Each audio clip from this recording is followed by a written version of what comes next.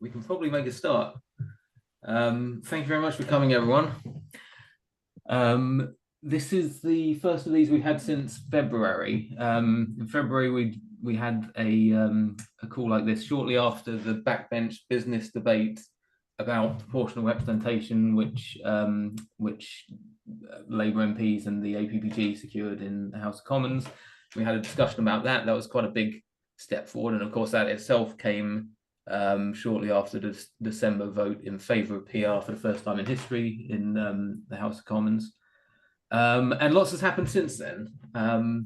So I think basically we're going to give a bit of an update on where things got to in Parliament since February, because there's a couple more interesting points.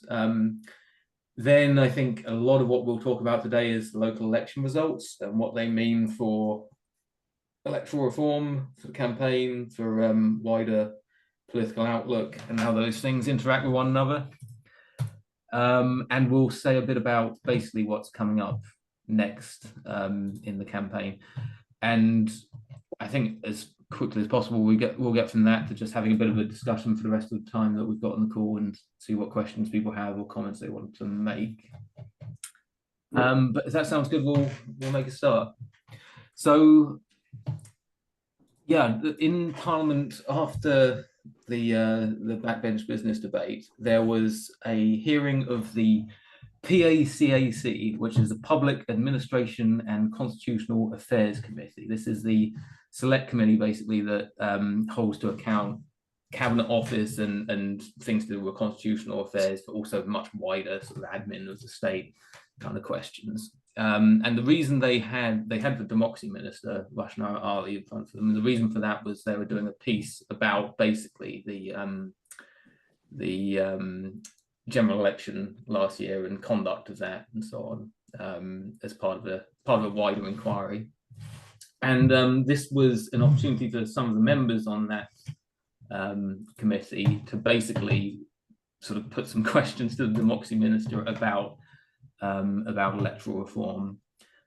We've got a bit of a clip on that. The first person you're going to see is Richard Quigley, who is a Labour MP for the Isle of Wight.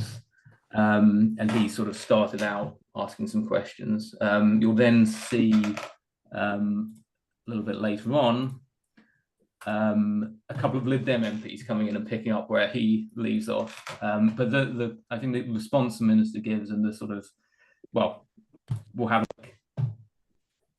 You should be able to hear the audio, so please shout if you can. Labour's policy on first past the post admits that there's flaws in the current voting system, contributing to the distrust and alienation we see in politics. Has the Ministry made any assessment about the nature of those flaws in the first past the post system and what impact they have on distrust and alienation? This government, while we recognise that it's not a perfect system, first past the post is a system that we wish to continue with. And reforming the voting system is not a priority for this government. Labour Party policy states that flaws in the current voting system contribute to distrust and alienation we see in politics, yet you're saying that addressing that is not a priority for the government. Is that right? Look, this government has inherited a huge set of challenges in terms of the economic challenges, cost of living crisis, the post-pandemic after effects in terms of health, in terms of a whole range of social challenges. We are focused on tackling the issues that are affecting people's lives. There is an urgency about this, and I'm not hearing any specific examples that suggest that urgency is really being addressed.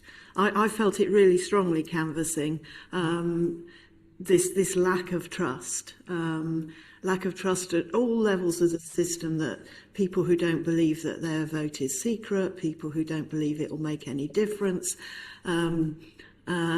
people who feel their vote has never really counted because they've never ever elected someone that they voted for.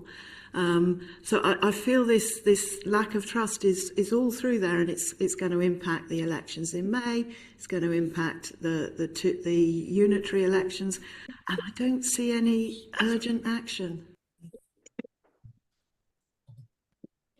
I think we can agree that the urgency that Charlotte Kane there was referring to at the end has probably increased over the last week or two. But I mean, it's a really interesting point that basically we're able to get that kind of pressure in Parliament now, I think, in a way that certainly wasn't happening in the past. And that's partly because of the concession and the admission that the Labour Party has made before the election about the impact of first past the post. And it's partly, of course, because we have lots and lots of MPs who are very strongly in favour of PR and are willing to actually, start pushing the government a bit on these things in a way that we'll need to see a lot more of, but is certainly very encouraging. Right, so that's a bit from the PACAC. The election results from last week. I'm going to try and show a couple of slides and maybe another video on this, but I mean, at a very high level, I think everyone's probably appreciates by now that they have been pretty catastrophic for Labour across the board. It's kind of masked to some extent by a couple of wins, particularly early in the night on mayoralties, but these are things that have been won on really, really low shares of the vote. Labour across the country lost about 2/3 of the council seats it was defending, and where it has won, it's generally done on really very marginal shares of the vote. The West of England mayor is a particularly good example of that. We'll actually share my screen briefly on this.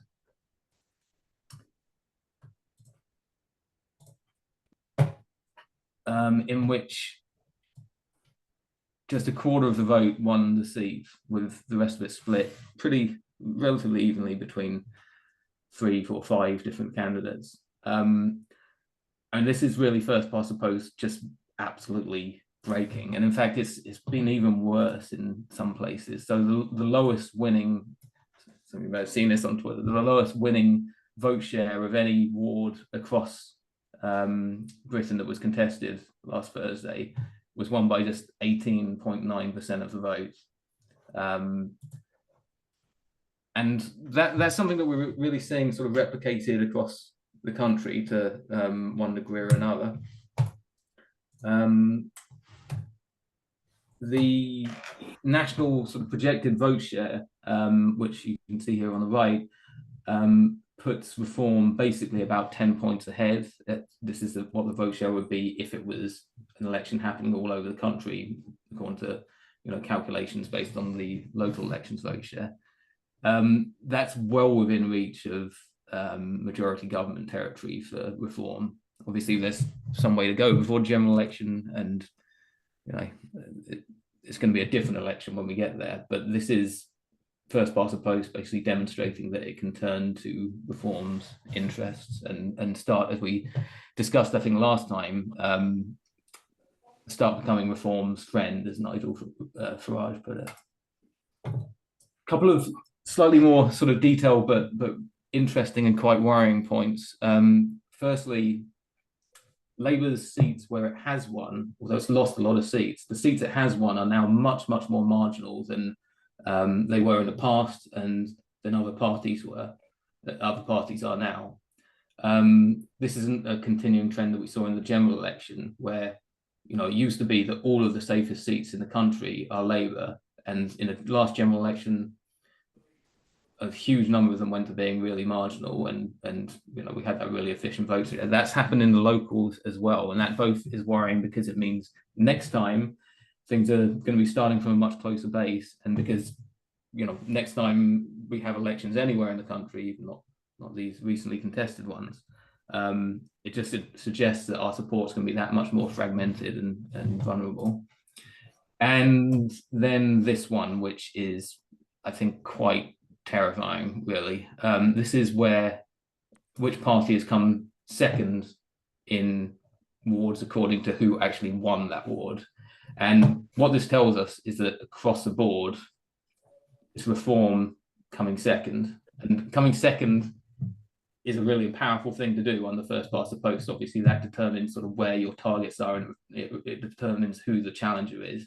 And the fact that reform has not only won a huge number of seats, but actually positioned itself as a main contender in a huge number of areas should really, really worry us. I think there's two sort of main things to take away from the elections. Firstly, the fragmentation point, and secondly, the rise of reform point. On the fragmentation point, I mean, it's now just really widely recognised. Even before the elections, we did a Twitter thread, which I'll put into chat at some point, just sort of summarising everyone saying, is this a definite two-party system, or, you know, this is going to be unprecedented volatility, things of that nature from journalists and academics and others. And although it's not quite to the same degree of this really widespread understanding that fragmentation is happening, there is really significant, I think, and really prominent recognition that what this means for first past the post. And you see a lot of people, commentators and academics again, and people putting journalists on, putting politicians on the spot about the fact that when you have this much fragmentation, first past the post just isn't going to work in the way that it's used to, and it's a real risk keeping it in place. And then the second point is the rise of reform. I mean, they are really at a point at which first past the post has started working for them. And they should worry us a great deal. I mean, it's not just the results of the opinion polling since the local election seems to have sort of caught up with the results that we've had. Recent polls seem to have reform about 10 points or thereabouts ahead of Labour across the UK. I mean, these are both principled and pragmatic reasons why we need to address this, and why Labour really needs to start getting serious about addressing this. Laura and Alex, I'll get another couple of videos lined up, which I think are particularly sort of pertinent, but do you want to add anything while I'm lining that up? Put you on the spot slightly there. Well, perhaps just to add that we had a discussion about this at the Labour for New Democracy steering group earlier on this morning, which is composed of the different organisations that are part of Labour for New Democracy.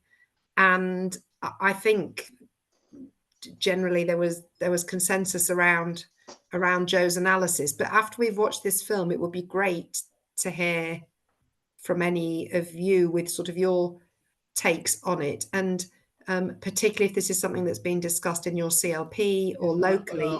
Conference online. Oh, was that someone speaking or the video? And the other thing was to ask Alex, but it might be too soon because I know he sees parliamentarians all the time, whether there's any first response from any of the MPs that you've spoken to, or perhaps it's a bit early and they're all a bit shell-shocked. I think there's probably a bit of a ambient mood that things aren't heading in the right direction, haven't been for a while, but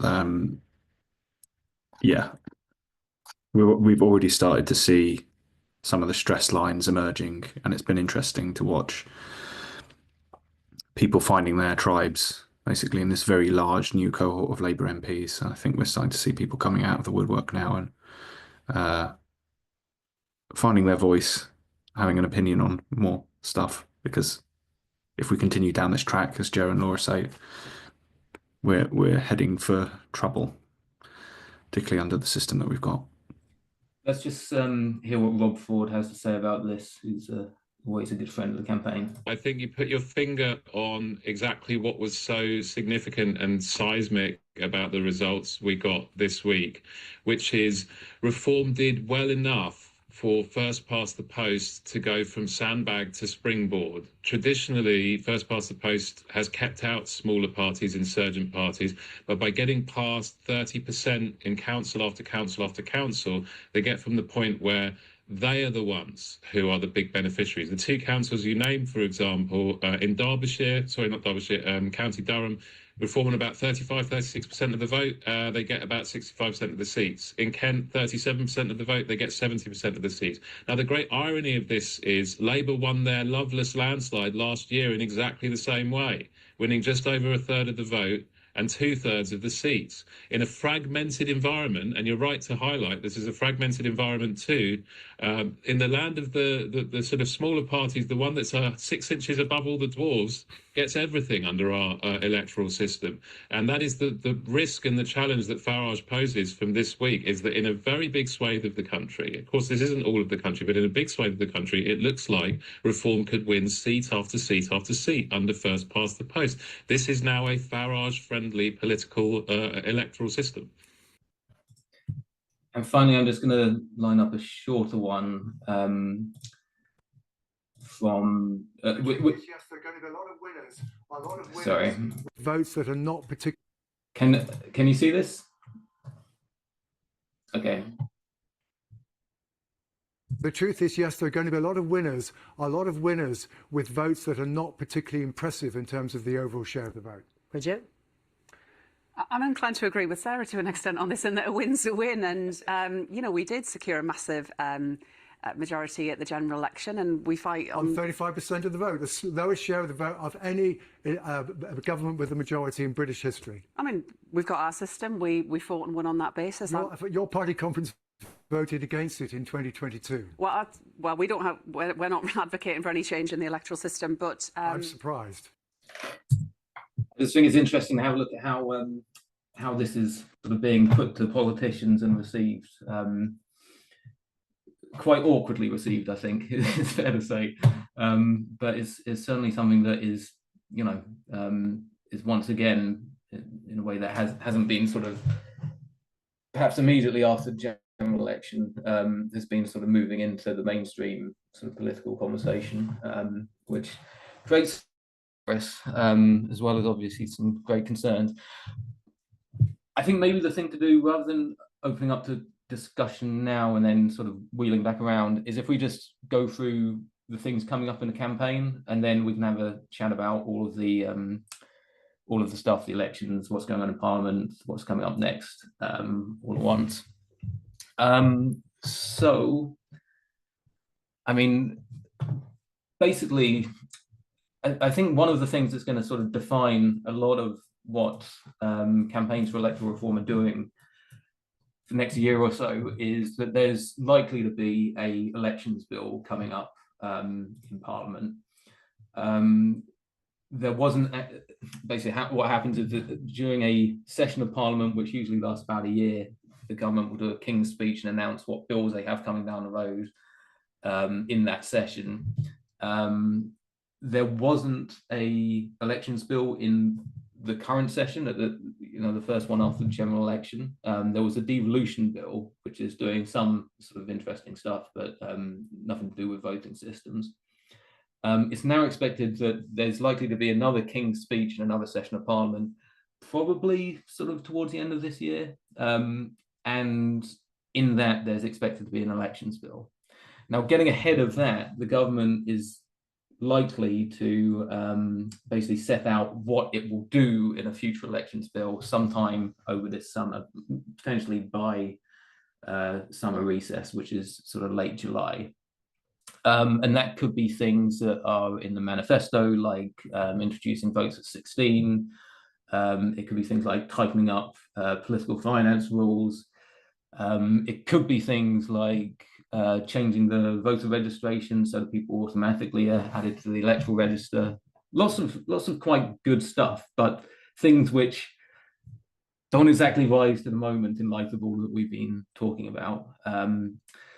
Now, the APPG and Labour MPs within that, and certainly we as a campaign have been calling for a national commission the government to set up a commission to look at electoral reform and basically recommend a way forward.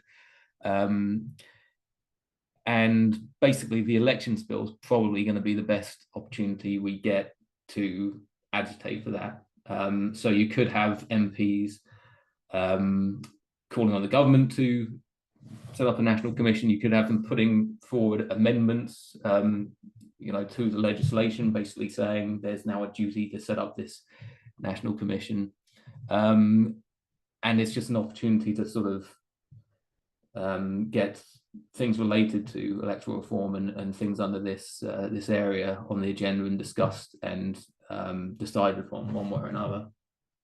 There's going to be lots of sort of competing stuff in there, and it'll be interesting to see how it fits together. I mean, I'm sure everyone here will be keen, for example, that rules are tightened up so you can't have massive corporations giving outsized donations to political parties without any scrutiny, things of that nature. There'll be sort of support across Parliament. I'm sure many of the MPs who support PR will also be very keen on votes at 16 and on automatic voter registration and many other things that fit within that. But it'll be interesting to see, I think, across campaign organisations and across Parliament, how we sort of navigate those and make sure that the coalition of support for electoral reform sort of is as broad and strong as possible and brings in as many of those kind of elements as possible. That's kind of background for now. We'll hear more about the elections bill, hopefully for summer, and we'll obviously share it with you, and Alex will be working with MPs on how we respond to that, and we'll be working with our organisations around all of that process. But that's just to say, when we are looking at things like events coming up, and that's probably the target we're working towards. So next Tuesday, going back to the here and now, we have an APPG event in Parliament on basically what we've been talking about. How do we strengthen democracy in an age of volatility? And we'll be hearing from Rob Ford, who we heard from a moment ago, about the sort of broad political context and what that means for democratic reform. We'll also be hearing from Parth Patel, who is from IPPR, and then several MPs, including a couple of Labour MPs, Blair McDougall and Abdissam Mohammed. And of course, we have Alex Sobel, who's the Labour chair of the APPG as well. That's an invite-only event in Parliament. It's of limited capacity. We might actually have some space for it. So if anyone thinks they can be in London, coming to Parliament on Tuesday evening next week, please drop me an email. I'll put my email address in the chat. Don't just show up because you'll need a ticket to get in, but if you drop me an email and say you'd like to come, then we may have space. Okay, and then we'll hopefully use that to kind of set the context for, as I say, where we go on the elections bill. Another aspect is we have the National Policy Forum, Labour's National Policy Forum, which is again consulting on views on a number of topics, none of them really related to democracy, and no obvious place to fit democracy. But it's really important generally that we just respond to that by saying we still care about PR, get our CLPs to send motions and so on. Sandy, LCR has already asked members to do that. Is that right? Yes. So, I mean, none of the commissions in the National Policy Forum are looking at constitutional matters at all, or democracy. So what we're asking people to do is to send in a submission which basically says, we really, really care about the health service, or we really, really care about education, or whatever it is, and then make the point that unless we have got a continuity of progressive government after the next general election, we're not going to be able to do all the things that they say they want to do. We need a better electoral system so that we can have a continuous progressive government in this country. And if everyone can do that, then that's brilliant. we'll be sending out regular reminders to our members. But also, the National Policy Forum this year is blanking all the submissions. So you cannot see anybody else's submission, and you cannot count the number of submissions that have been put in. So please, please, please, when you put in a submission, also send a copy of the submission that you've sent in to us, so that we can see that things have been put in, and we can say to them, you know, if they say, "Oh, there haven't been any submissions," we go, "Well, we've got 400 and something here." So I don't know what you're talking about. So please, please, it's not going to change anything, I don't think, but it is a way of showing that we are continuing to campaign for electoral reform, and it's a way of diffusing anybody who says this is now an issue that's gone off the boil. We'll be inviting all of you to as well. There is a model motion on the website. Submit a model motion, submit a single sentence just saying we want PR if you want, or submit something more considered, but it's the box we have to keep on ticking, so they can't say it's not ticked, basically, I'm afraid.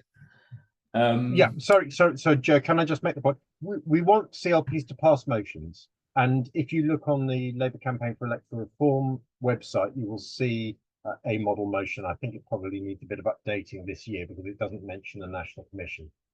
But it doesn't have to be those words, it can be whatever word, but I think it does need to mention a National Commission because that is our #1 ask at the moment. But I don't think we want to go down the line of trying to get a motion into National Conference. And in fact, the rules have been changed now, which makes it very, very difficult to get a motion into National Conference unless you are a member of the NEC, or unless you're a member of the GMB, or a member of Keir Starmer's in a cabinet, or whatever.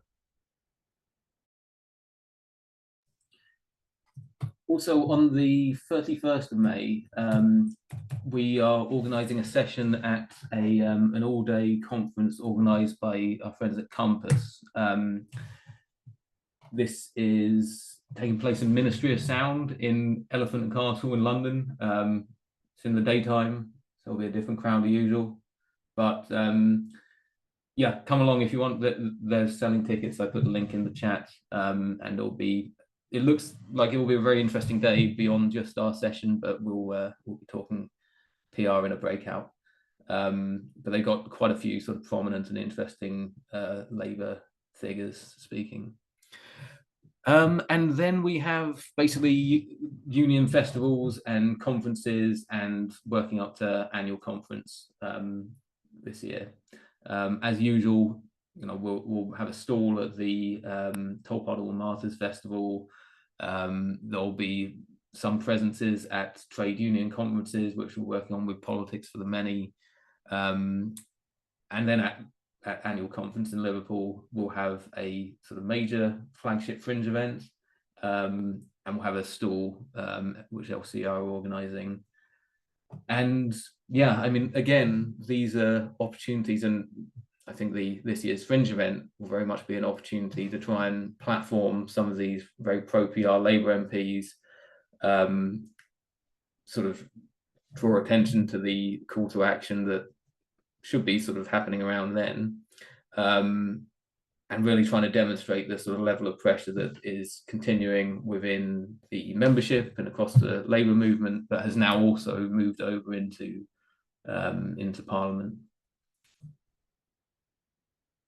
Cool. So I think those are the sort of main things coming up down the road, and I think that probably concludes the talking at you section of the event. So yeah, if you want to put your hand up, it's best to use the electronic thing. But yeah, comments, questions, worries, anything people want to share, and Laura and Alex, feel free to jump in as well if you've got more to add. Neil.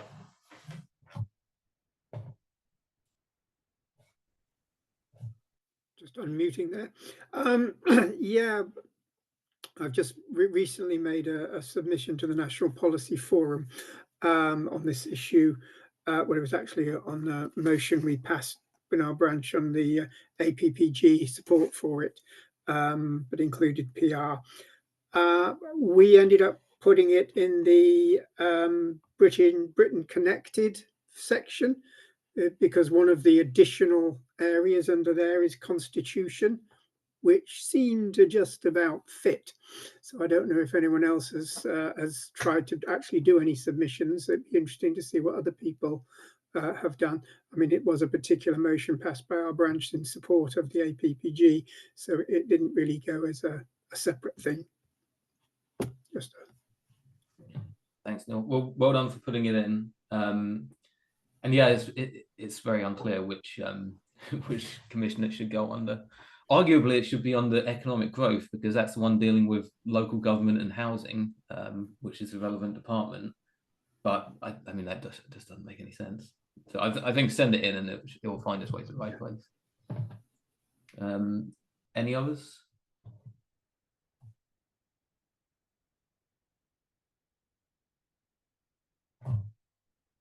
I'd be interested. I mean, maybe we can ask you some questions. I'd be interested in sort of how people. I mean, I hope it's not too obvious an answer, but how people feel about the sort of political outlook and what implications you sort of think that has for where the government should move and how likely it is to. Martin. Thanks. Yeah, I suppose I was going to ask a question, but to try and respond to some of that as well. I think, I mean, I'm in Kent, so 70%, reform on 37% of the vote.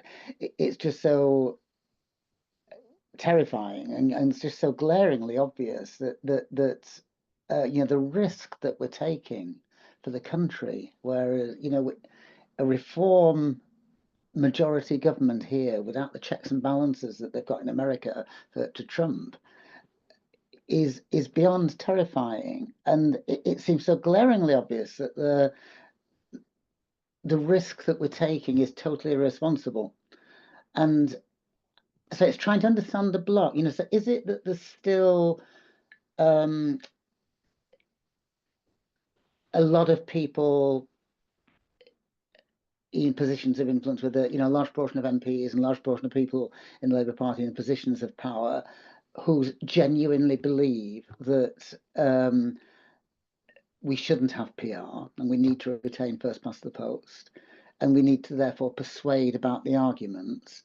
Or is it that the majority now can see that it needs to change, but are prevented from saying so because of control, in which case it's about trying to get people to break ranks, and it's maybe a slightly bit of a different strategy. That was, I suppose it's a question. I didn't succeed in answering any of those you asked. Thank you, Martin. I think I might take a couple more questions just so people have time to sort of think about this a little bit. And then we'll come back and try and answer yours. Ruth. Hi, my name's Ruth. I live in Dumfries in southwest Scotland. I'm a member of the Dumfries and Galloway RLP. I think, from my point of view, this PR we've got up here, we've had it since the start of the Scottish Parliament. It's so fair. And I don't know why that's not more obvious to other people. I mean, Labour were not the majority party in the last Scottish election, but they've got a good representation of Labour MPs in the Scottish Parliament. And the whole thing is less adversarial. We have reasonable debates in Scotland, whereas you've got this medieval system in the House of Commons, which apparently the gap between the benches is so too wide to have a sword fight across, apparently. It's so adversarial and it's so wrong, and it encourages, as you've said, extremists. I work in health and social care, and I went to see a lady recently who moved up to Scotland to look after her mum. And she said to me, "Oh, we'll have to pay for care, won't we?" And I say no, because in the initial Scottish Parliament, the Liberal Democrats squeezed that one through. So move to Scotland, chaps, you get free personal care. But that's the sort of thing, because it was done in a sort of friendly way. It works so much better. It's just my thoughts, really. Thank you. Thank you, Ruth. I completely hear that. Alex, do you want to have a go at answering Martin's question at all? Or Yeah, sure. To Ruth, I think I'll say, you know, Edinburgh probably has enough people that sound like me already. You don't want more of us moving up. Martin, I think this has always been a movement that is kind of democratic by nature, and ultimately, I get the perception that the PLP is broadly on side. Like we had a vote in December that went our way because Labour MPs came out and voted for it, given a free chance, given a free vote. And that's despite it being proposed by a Lib Dem MP, and despite Labour MPs not having a chance during that particular vote to even have a speech on it. And that is because there's outside demand for it, because of the membership and because of public opinion shifting. That's not just them being really brave. That's because that's where the country is as well.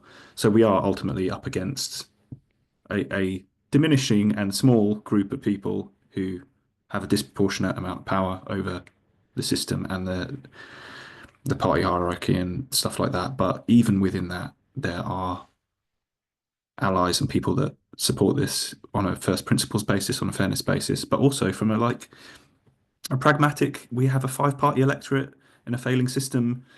We are eating away at the core of Labour's vote in order to appeal to swing volatile voters in parts of the country that are never going to really love us.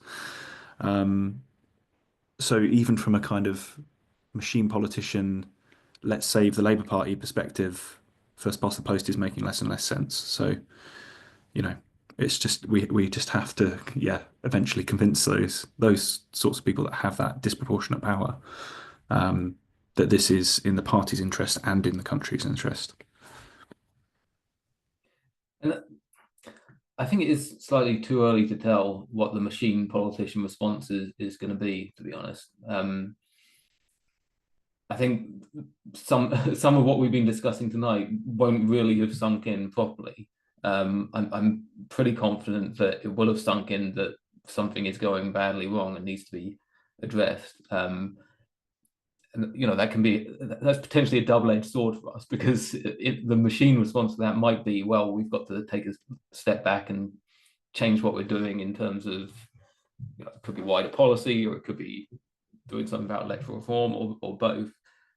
Equally, you could see a machine response which is sort of, you know, really sort of driven by, you know, panic, but kind of doubles down on what it's already doing and goes into the bunker and doesn't. So I think it is too early to tell, but it could potentially move in either direction, I think. And that's just sort of talking about the people sort of calling the shots at the top of the party. Charlie and then Sue. Hello, can you hear me? I'll try and put my screen on. Hi.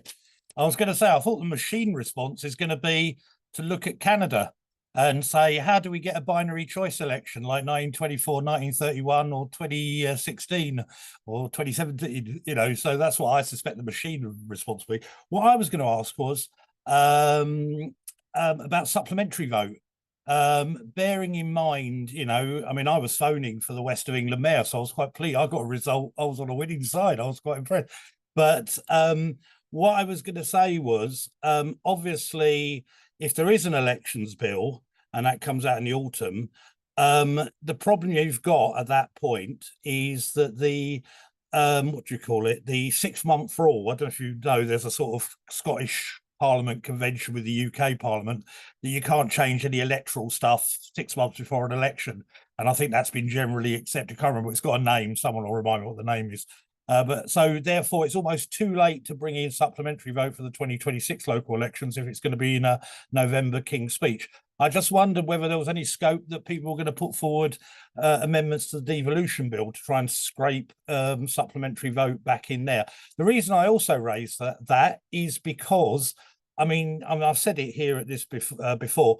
I mean, I think there's a 30% chance the Tories will put supplementary vote in their manifesto, and Labour's going to get caught out if they're just continually resistant to any form of electoral form. Obviously, I think supplementary vote's inadequate, but nevertheless, you know, they're going to get caught out because the Tories are going to, or I just think they'll do it simply because it's a way to sort of sell a message to reform voters. So we'll have to wait and see, but that's been my prediction for about a year or so, or, you know, now.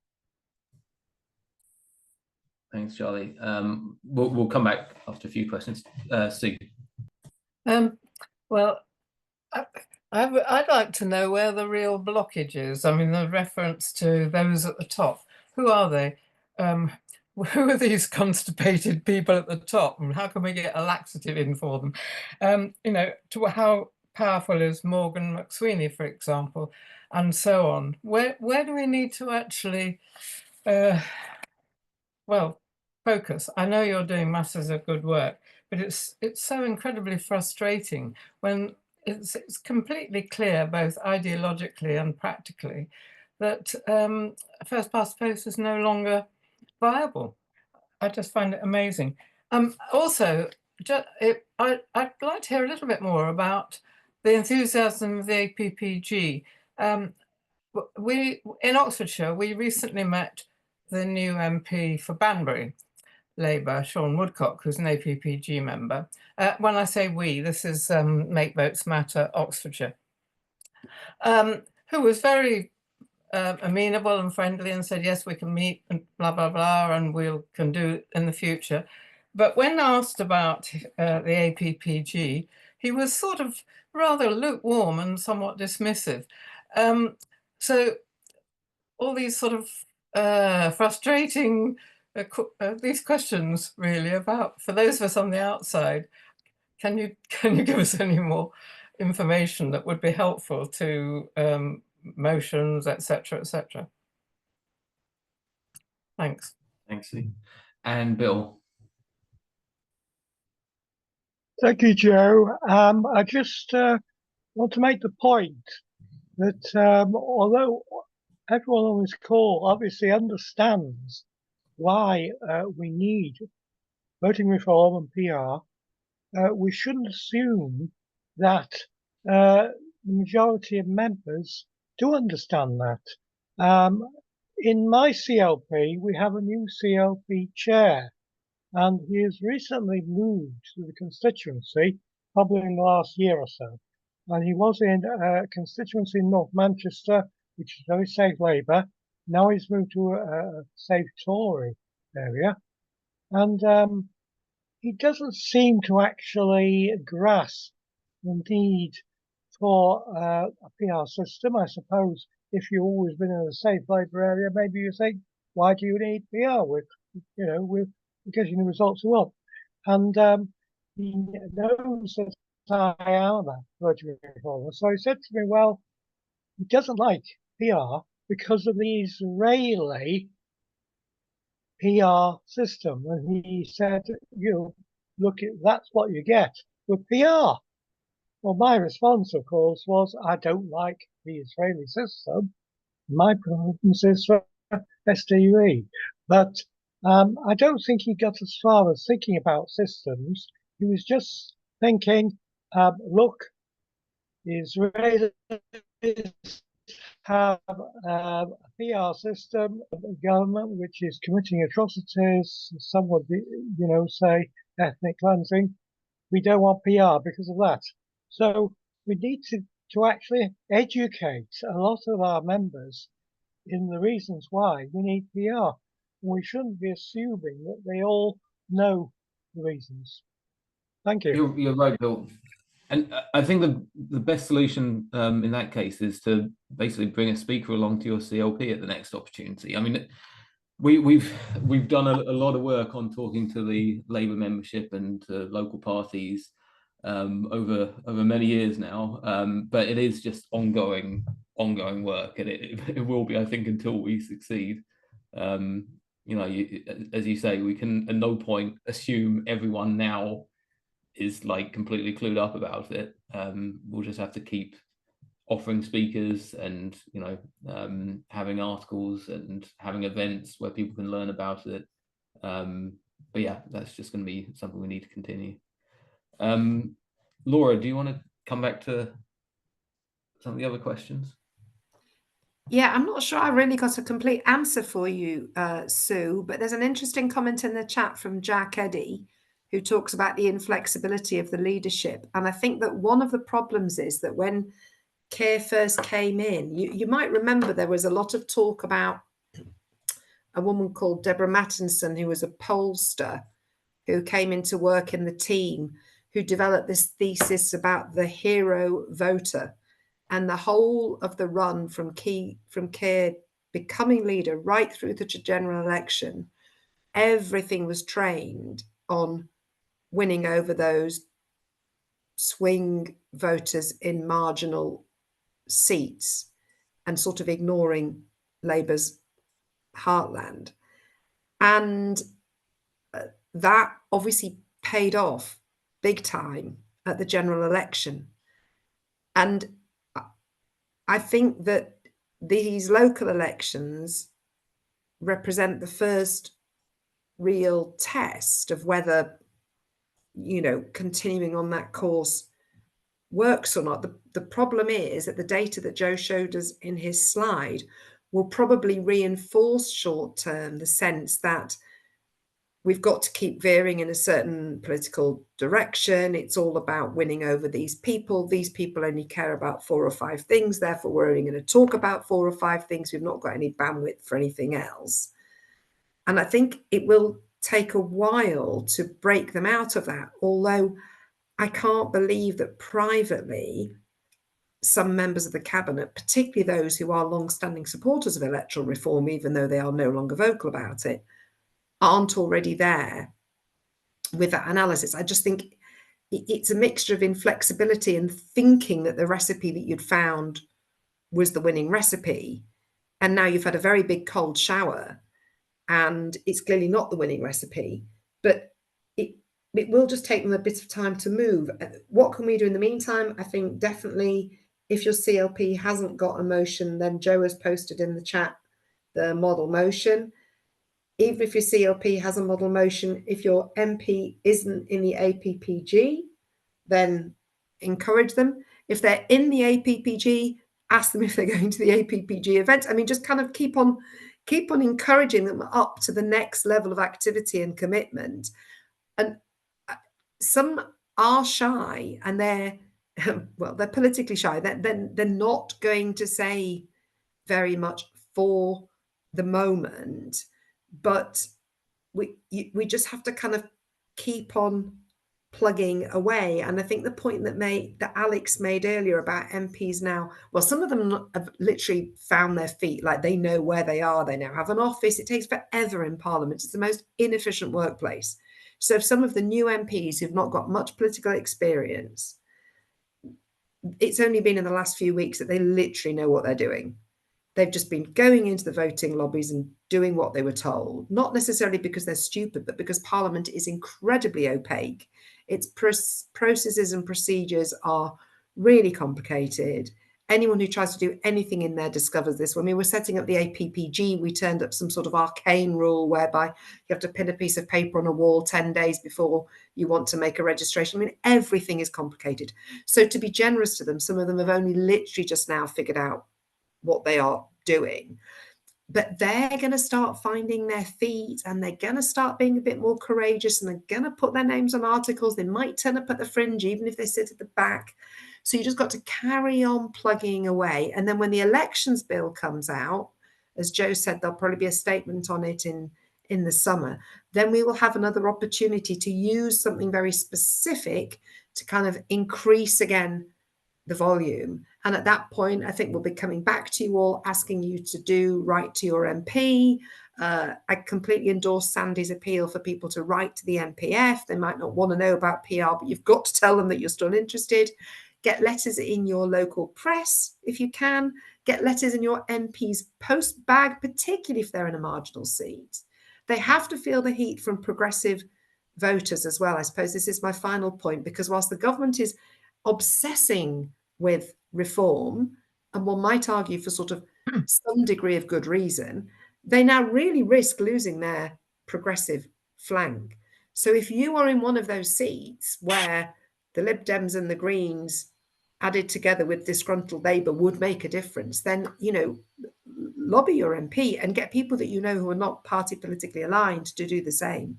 All of these things, there's a steady drumbeat of building pressure. That's what we kind of need. And then every now and then we'll be able to punctuate it by pinning onto something like the elections bill, which is happening. And I know you think, oh, goodness gracious, but we've been doing this for years. I mean, just remember how long it took our grandmas and great grandmas to get a vote. And I'm afraid it's not going to take us quite this long, but we've got to have that level of just persistence. Thanks, Laura. Can I just add to that? I mean, we have never in this country ever had this level of people talking about how unfair the voting system is. And that is the one great ray of hope, I think, that we've got, that we now are in a situation where right across the board, you know, even Conservative MPs and all sorts of people that you wouldn't expect are talking about how unfair the voting system is. You know, we've got right on our side, we've got public opinion on our side. If we can't do it now, then for goodness sake, when can we do it? Yeah, thank you, Sandy and Laura. Yeah, I don't want to go back to technicalities, but I really like Charlie's point about amending the devolution bill. So I'm going to investigate whether that's a possibility. But I don't think I can top that in terms of the general direction of things.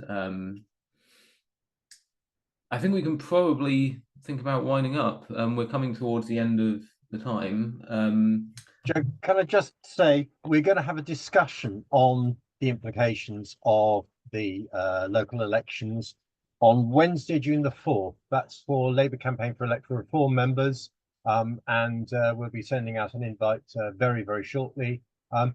Please, it'll be just a discussion. We won't have any sort of important people talking for hours on end. There'll be a chance for everybody to say what they think. And please, for anybody here, I expect almost all of you are members of LCR by now, but if you're not actually members, then please do go to, I'll put the thing in the chat now. Please go to our website and join, because we need everybody that we can possibly get to join so that we've got that bedrock of people who are supporting us. Thank you. Great, thank you, Sandy. Yeah, and please do, if anyone wants to come on Tuesday evening, please